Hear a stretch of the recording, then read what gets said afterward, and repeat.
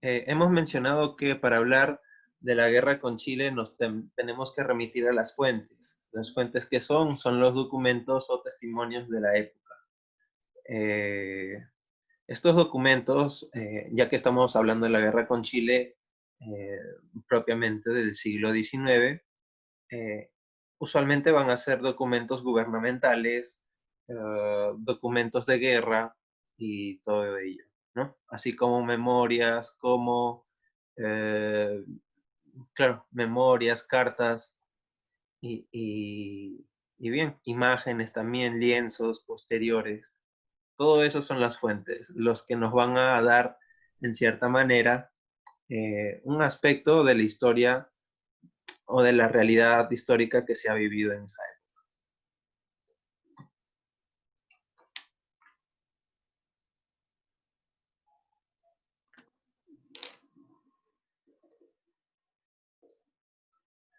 época. Sí, periódicos, diarios, todo ello. ¿Ya? Los periódicos, como mencionó, no están a la disposición, al alcance de toda la población, ya que son periódicos antiguos, muy antiguos, y hasta algunos han dejado de existir, pero que se conservan hasta el presente en la Biblioteca Nacional, ¿no? Uno tiene que eh, adquirir pues su carnet de investigador para que tenga acceso a esos documentos, ¿ya?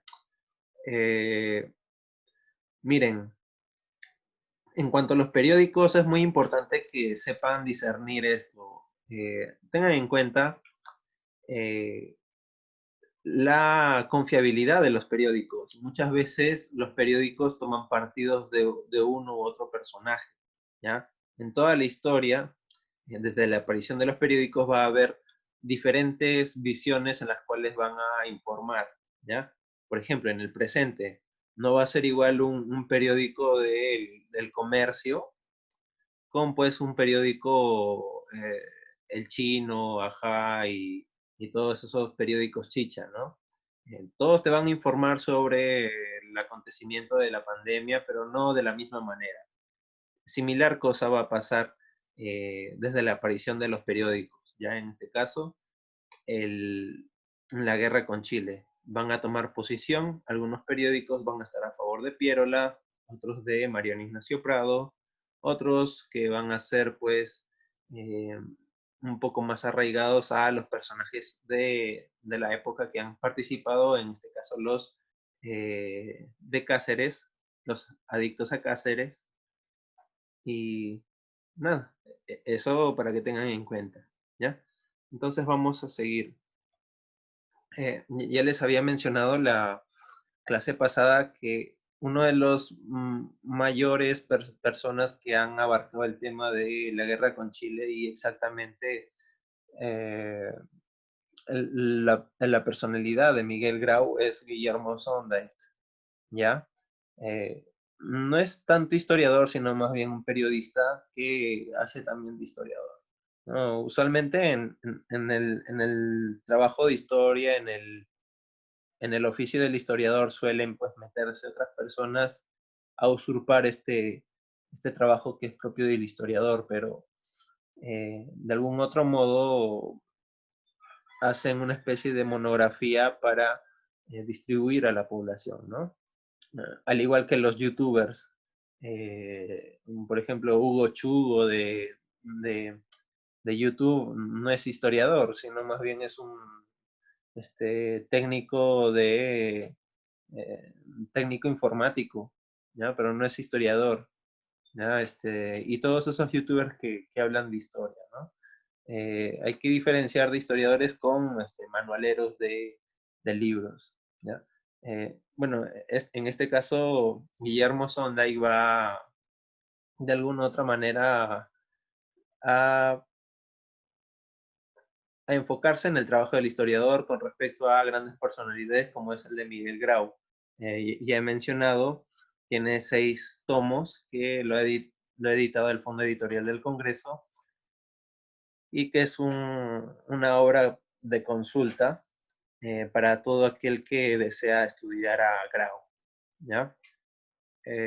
Bien, por otra parte también tiene pues libros sobre las campañas terrestres como la campaña de Lima, vienen los chilenos, ¿sí? Otro aspecto de la historiografía de la guerra con Chile siglo XIX es los temas que abarcan al gobierno de Prado o al aspecto curioso que tuvo Prado en ese tiempo. Recuerden que Prado es el personaje que de alguna otra manera mm, pide sustento económico para irse al extranjero y comprar armamento bélico para la guerra. Sin embargo, este personaje nunca va a volver, ¿ya? O sea, deja al Perú eh, a solas. Es por eso que Piero la va a tomar el poder después, ¿ya? Sí, igualmente Guillermo Sonday habla sobre el viaje de Prado, y ahora último, el ex congresista Víctor Andrés García Belaúnde de Acción Popular publicó un libro muy interesante que se llama El Expediente Prado, ¿ya? Eh, sí, Luca, es que, miren, es que la historia, como te digo, depende de qué fuentes están consultando la visión, ¿no? Unos van a ser pierolistas, otros van a ser pradistas, otros van a ser caceristas y todo ello, ¿no? Por ejemplo, la historia contada desde la visión de Andrés Avelino Cáceres, obviamente pues va a decir que Piero la traición.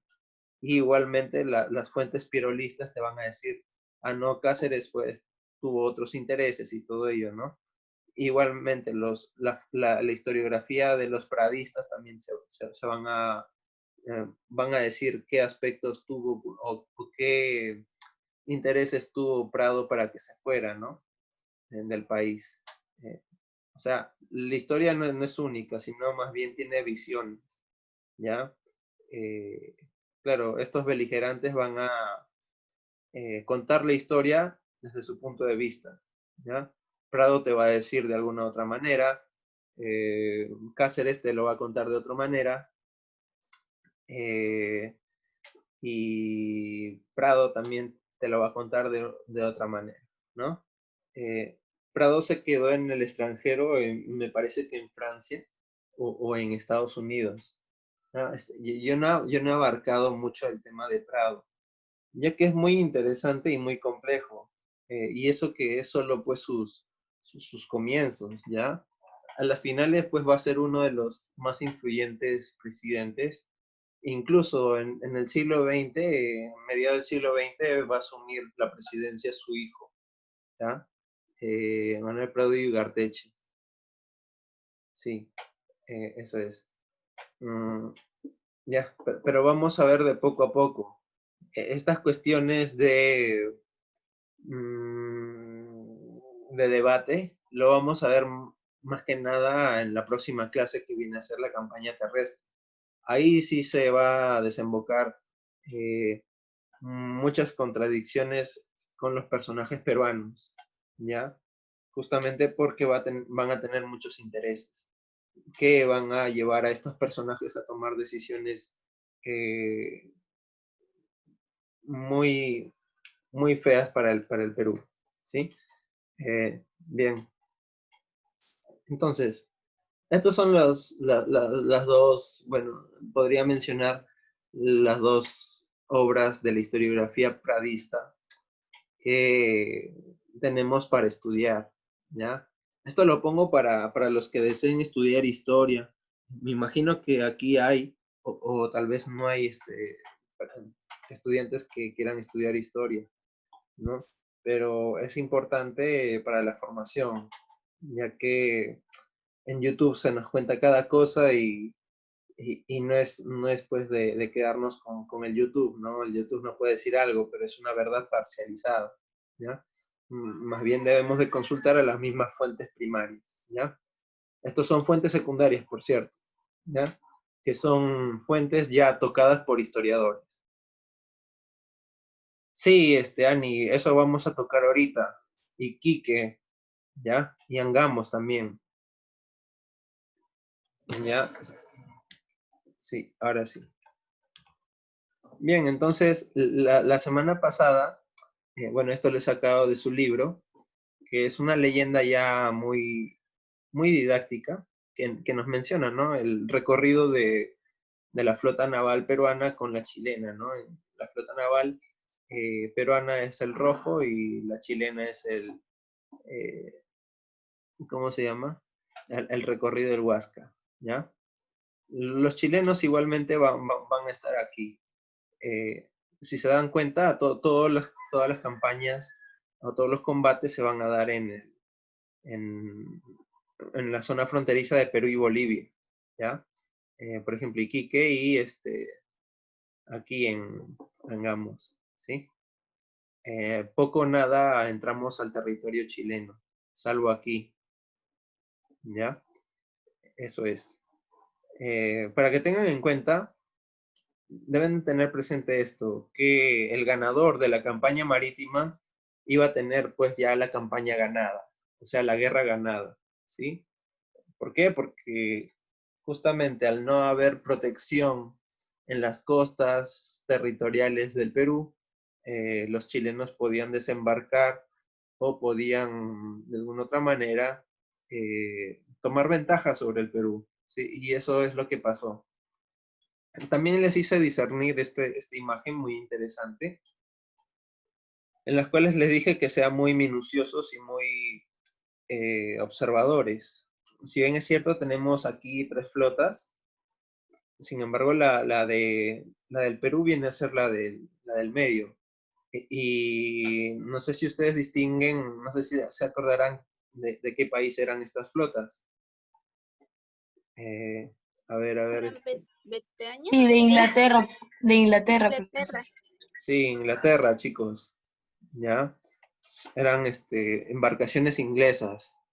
Deben de tomar en cuenta que la guerra con Chile, la guerra del Pacífico, si bien es cierto, los dos países, bueno, los tres países con Bolivia, que Bolivia ya se retiró a las finales, y solo quedó Perú y Chile, eh, era el enfrentamiento de estos dos países, pero a las finales va a ganar el trasfondo político inglés, ¿ya?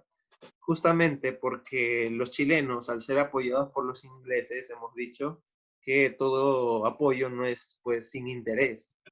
Va a haber un interés de trasfondo, ¿ya? ¿Y qué es lo que va a pasar? Pues los ingleses se van a adueñar de algunos territorios salitreros y de algunos ferrocarriles que estaban pues en esta zona beligerante, ¿sí? Sí, le interesa el guano y el salitre. Recuerden que, miren, nos remontamos hasta el virreinato, ya hemos sido España, hemos sido parte del Imperio Español y consideren que el mayor enemigo del Imperio Español era el Imperio Inglés, ¿ya? Por ejemplo, todos los años del virreinato, el Perú estuvo pues sometido a las apariciones de los barcos piratas, justamente para bombardear una ciudad o asaltar, ¿no? Eh, y bien, esto para el siglo XVIII lo va a conseguir. Los ingleses de alguna otra manera, de manera diplomática y de manera ideológica, eh, ideologizar a las personas, en ese entonces a los peruanos, para que se independicen, ¿ya? Por eso, las ideologías de la revolución, la libertad, el liberalismo, no van a ser pues netamente que salen de manera espontánea en pensamiento de un peruano, sino más bien va a tener influencias europeas, ¿ya? En este caso de franceses y de los ingleses, ¿ya? Eh, Eso es, ¿ya? Y es por eso que nos vamos a independizar. De manera ideologizada vamos a ser pues cautivados por Inglaterra y bueno, van a salir un montón de personajes importantes como Tupac Amaru, claro, Tupac Amaru II y la mayoría de los linajes del Tupac Amaru, ¿no? En Bolivia, en Charcas, todo ello. Sí, mira, Omara, Inglaterra, como te digo, vean el siglo XVI, XVII, XVIII, en una época no de naciones, sino más bien de imperios. ¿Y cuáles eran los mayores imperios de esa época? Era el imperio hispánico, que era el español, y el imperio inglés, ¿ya? El imperio inglés pues tenía territorios en África, en Oceanía y todas esas partes. Sin embargo, el imperio que tenía mayor expansión era pues el imperio hispánico, ya abarcaba casi todo el mundo, ¿ya? En los 4 continentes tenía influencia, tenía territorios, ¿ya? Filipinas era parte también del imperio hispánico, ¿ya? Es por eso que cuando hablamos de Santa Rosa de Lima, decimos patrona de las Américas y de Filipinas. Pero ¿por qué Filipinas? Se preguntan, ¿no? Justamente porque Santa Rosa es canonizada en esta época, cuando era parte del Imperio Hispánico. Y ahí pues abarcaba Filipinas también el Imperio Hispánico, ¿ya? Bien, entonces los ingleses son pues la filtración ideológica de los criollos o de los ilustrados peruanos, ¿ya? Es por eso que la criollada peruana o la burguesía peruana va a estar de acuerdo con estas ideas, ya que querían obtener el poder. Sin embargo, el poder no podían poseerlo ya que debían obedecer al rey. Entonces, ¿cómo nos deshacemos del rey? Implantando una república, en donde cualquiera puede ser presidente. Y bueno, de esta manera se logra, ¿no? Es hasta ahora lo que estamos viviendo. Cualquiera puede ser presidente y ya. Los primeros presidentes, por supuesto, eran los militares, pero después van a pasar a manos de los propios burgueses, ¿ya? O sea, de los criollos burgueses, esos los que influenciaron en la independencia, ¿ya? Entonces, ahí está la mano metida de Inglaterra desde la independencia hasta, bueno, hasta el tiempo de Leguía, del oncenio de Leguía, ¿ya? Donde pasamos de mano inglesa a mano estadounidense, ¿ya? Entonces, eso es, ¿no? El trasfondo político es la ayuda de Inglaterra a Chile, ¿ya? Justamente por los territorios salitreros y las ferrovías, ¿ya?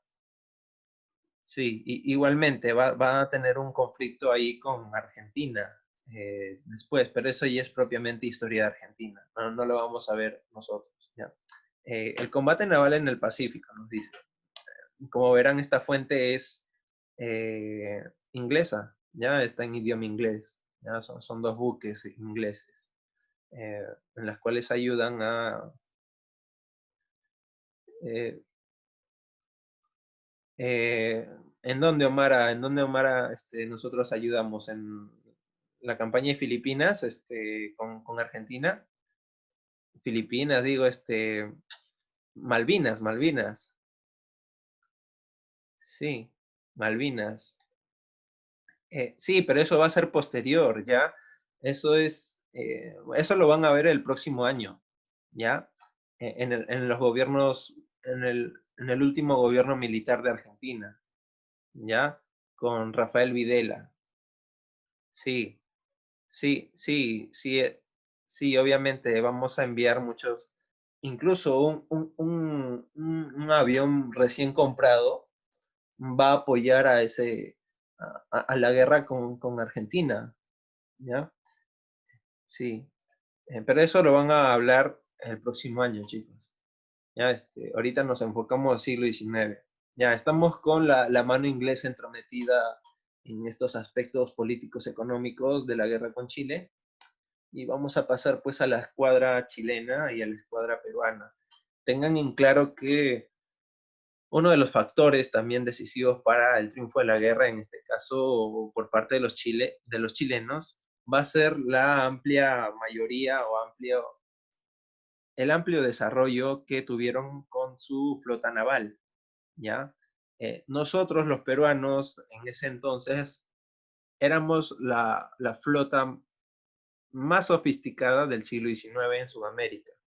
Esta flota fue, por supuesto, desarrollada por Ramón Castilla. ¿Recuerdan la clase anterior de la era del guano?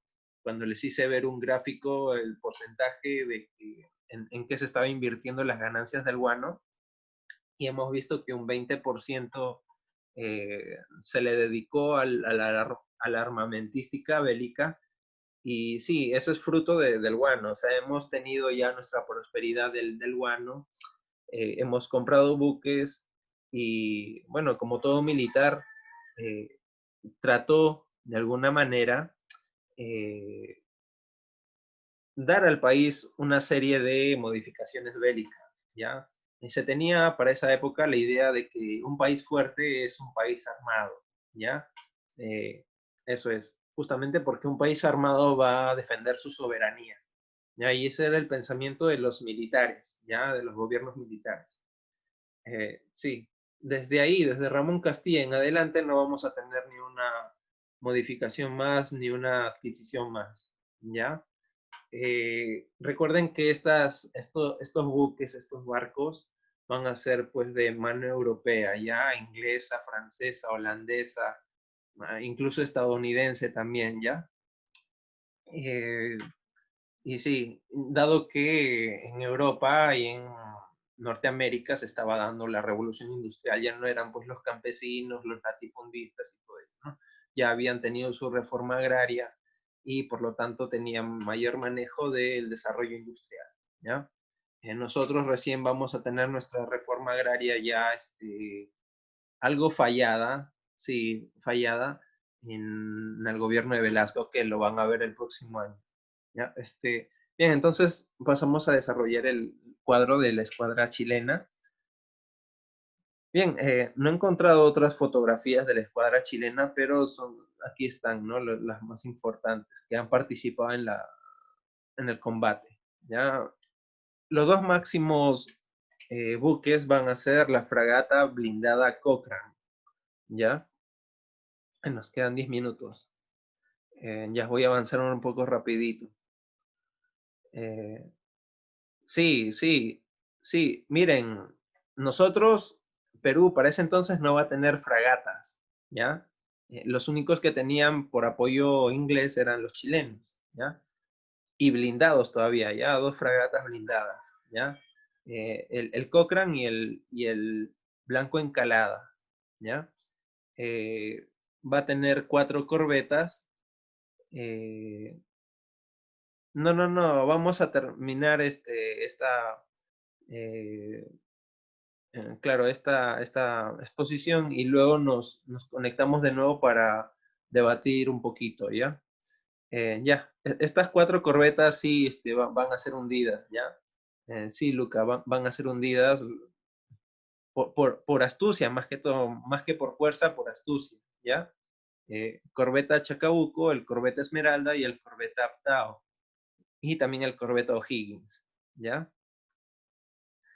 Eh, sí, ahorita vamos a ver eso, Miguel. Ahorita vamos a ver nuestra flota, vamos a compararlo, ¿ya? Y por adicional tenían pues la cañonera Magallanes y el goleta Covadonga, ¿ya? Esa era la flota de Chile, ¿ya? Bien, aquí sí he encontrado una fuente donde es una fuente, miren, cuando tiene un escudo aquí de aquí de la patria, es que es una fuente oficial, o sea, gubernamental, ¿ya? Escuadra de 1879. Tenemos en esta parte las dos máximas adquisiciones que hemos hecho fue pues los dos monitores, ¿ya? El monitor Atahualpa, el monitor Manco Cápac, ¿ya? Y el monitor Huáscar, ¿ya? De corbetas solo vamos a tener 2 corbetas, que es el Corvette Unión y el Corvette Pilcomayo, ¿ya? Y solamente una fragata, no blindada, fragata Independencia, ¿ya? Y miren, aquí sí tienen dos fragatas y blindadas, ¿ya? Este es solo una fragata no blindada, ¿ya? Entonces tenemos 6 buques frente a toda esta flota, ¿no? 8, 8, 8 buques, ¿ya?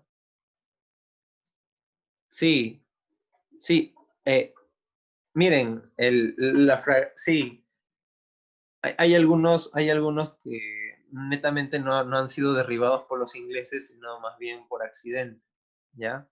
Es como dice aquí Luca, dependencia, ¿ya? Sí. De esto ha salido muchos videos y muchas películas. El último que ha sido es la Guerra del Pacífico. Sí, esa es la última película que ha salido aquí en el Perú. Sí.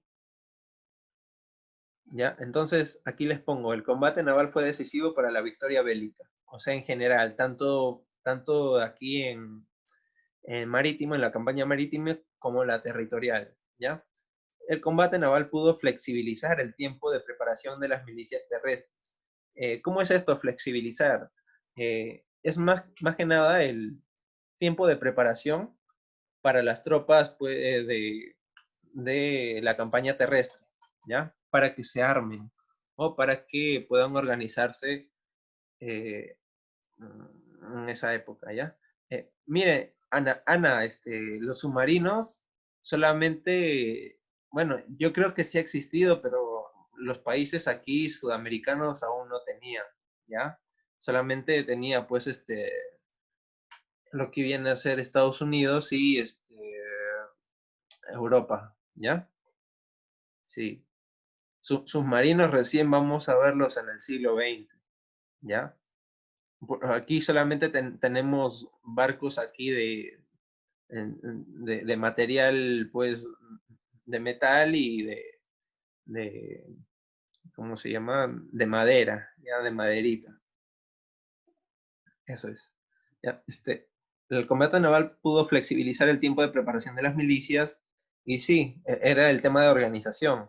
Y aquí es donde ya hemos perdido como armada bélica. ¿Saben por qué? Porque eh, la milicia peruana no tenía organización, dado que estaba enfrentando